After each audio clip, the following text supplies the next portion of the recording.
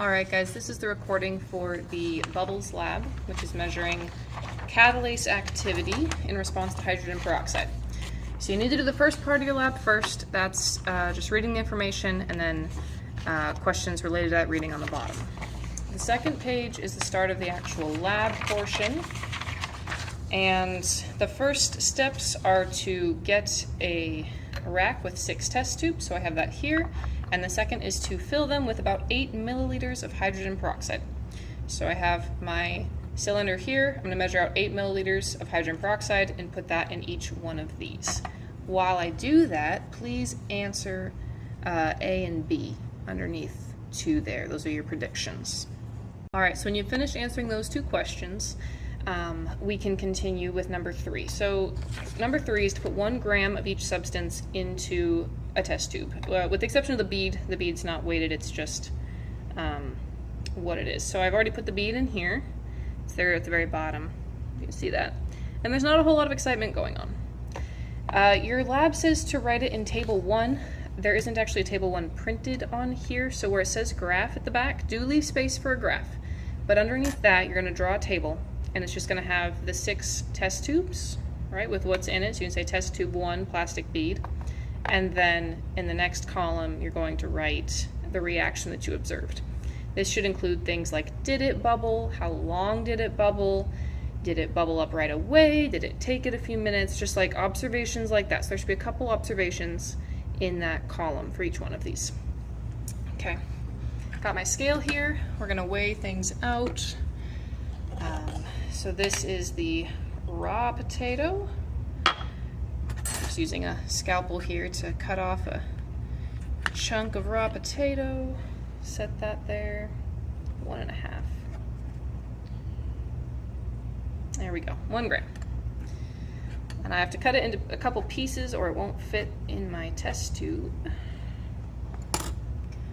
Put that in test tube 2.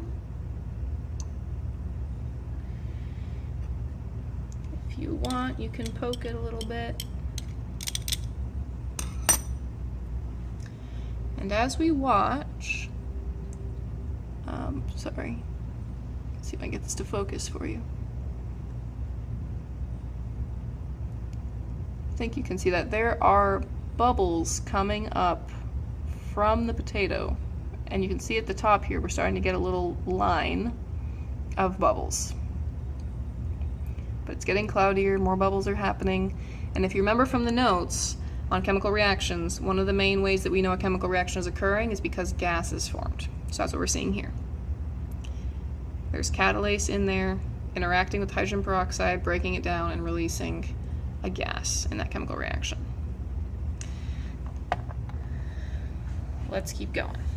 Next we have the cooked potato. That's in number 3. Drop that in there.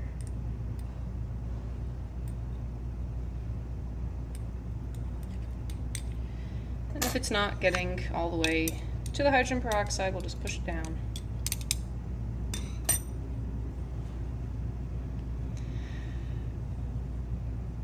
So cooked potato. I'm seeing tiny flakes of potato floating around, but not much else. There's a few teeny tiny bubbles of gas that could just be air trapped from the potato, hard to say. A couple more, a few more floating to the top, but it's pretty clear. In 4, we're going to do raw meat.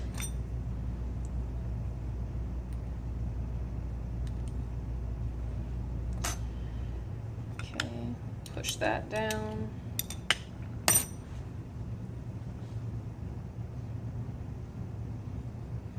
So there's all kinds of bubbles forming right away around the meat. You can see those there, trying to get to the top.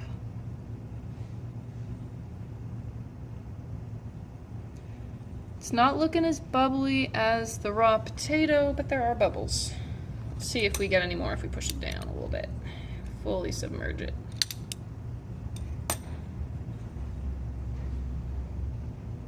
It floats.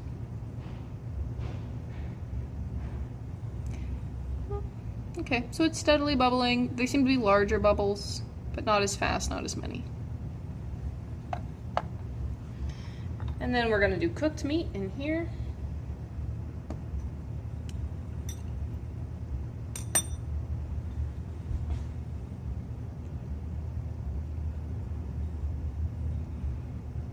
Not a whole lot going on here.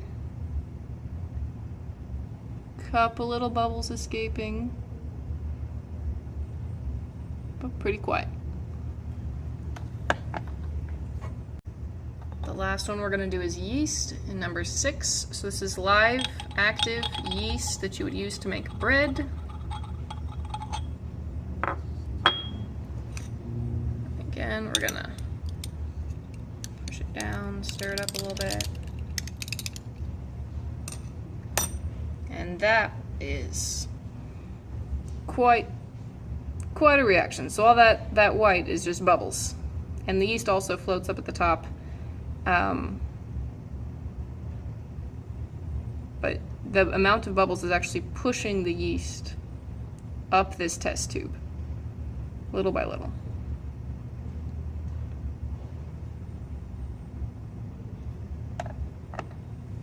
At this point, you should be able to answer all of the questions underneath part 3, or number 3 there, that are in blue. And then we're going to do part 2 for this recording. I'm gonna go ahead and use raw potato, just because I have a lot of it. But in class, people will use a variety of different things, so answers may vary. So I'm gonna get that set up, and we'll do that part. All right, so here I have 3 beakers, one with ice water and 2 test tubes with hydrogen peroxide, one with room temperature water and 2 test tubes of hydrogen peroxide, and one with hot water and then 2 test tubes. So this is where you want to pause the video and answer questions I, J, and K to make predictions about what's going to happen when I add the raw potato. For question number 7, you need to take the temperature, and again, there is no table 2. Just using even the space there on the side is fine. Go ahead and mark the temperature of the 3 water beakers. So I have test tubes 1 and 2 in my lukewarm, and that was 19 degrees Celsius. I have 3 and 4 in my ice water bath, and that registered at 9 degrees Celsius. And I have 5 and 6 in the hot water, which came to 70 degrees Celsius. So write that down either right there near 7 or on the data page by the graph and table number 1. I'm dropping potatoes into the iced beakers. Oops, we missed the beaker, missed the test tube. There we go. Give them a shake. We're still seeing bubbling pretty much immediately, so what we're doing now is timing them, seeing how long they bubble for, how much they bubble, and I'll give you those times as I get them. So I got a stopwatch running now, and I'll let you know how it goes. All right, so those all bubbled, and I recorded the times. The hot water had test tubes 5 and 6 in them. So test tube 5 was 35 seconds that it bubbled. Test tube 6 was 47 seconds. The lukewarm one had test tubes 1 and 2. Test tube 1 was 2 minutes 45 seconds. Test tube 2 was 5 minutes 47 seconds. And the cold beaker here had test tubes 3 and 4. Test tube 3 was 5 minutes and 30 seconds. Test tube 4 was 9 minutes and 45 seconds.